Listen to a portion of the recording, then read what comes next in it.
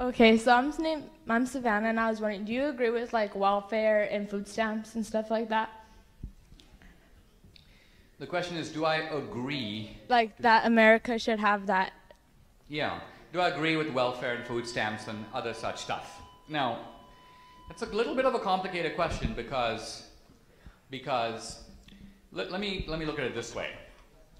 The number of people who are on food stamps in the United States, I don't know the numbers off the top of my head, but the number escalated dramatically in Obama's America. In other words, let's just say, for example, and I'm making up these numbers, that there were 30 million people on food stamps or 40 million people on food stamps. Suddenly, in 8 years, 70 million people are getting food stamps. Yeah. This is because Democrats like to expand the reach of food stamps. Now, the important thing to realize is for Democrats, it's considered free stuff. Because you get a card, you can go to the grocery store, and you can get stuff without paying for it, or by paying with the food stamps, with the EBT card.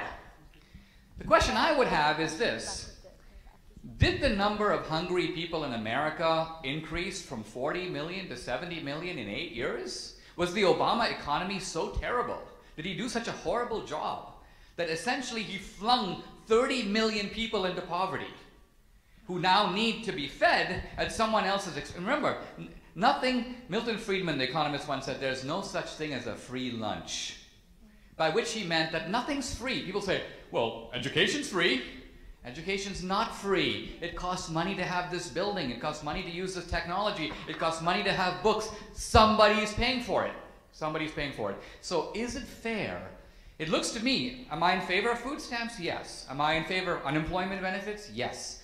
But I would confine those things to what FDR himself called the truly needy. Or one scholar, William Julius Wilson, calls it the truly disadvantaged. We have to be careful to make sure that the guy that we're giving the free stuff to, A, really deserves it, and B, is also going to work to get himself or herself off the free stuff. We need to set up ways, because whenever you do things that are supposedly good for free, you create bad incentives. Let me give you one example.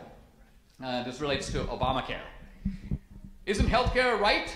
Because after all, people get sick. Shouldn't we be able to give them healthcare? Well, let me ask you this. Isn't food a right? Shouldn't people have a right to food? Now let's imagine that the US government were to say to you, okay, you have a right to food. So when you go to Kroger, you just fill up your cart with what you think you need for the week's groceries. But when you show up at the counter, you don't have to pay.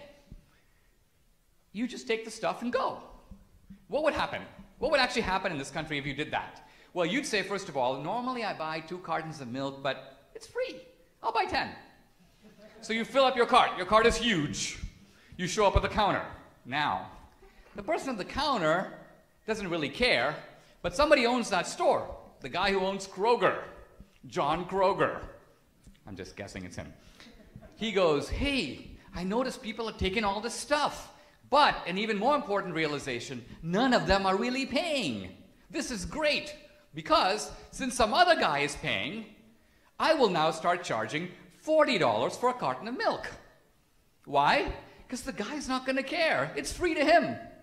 He's not paying, so suddenly milk now costs $40. And who's paying? The taxpayer. The third guy who's not at Kroger, who gets no milk. That's the guy footing the bill. And who's ripping him off? 2 people are ripping him off, Kroger and the customer.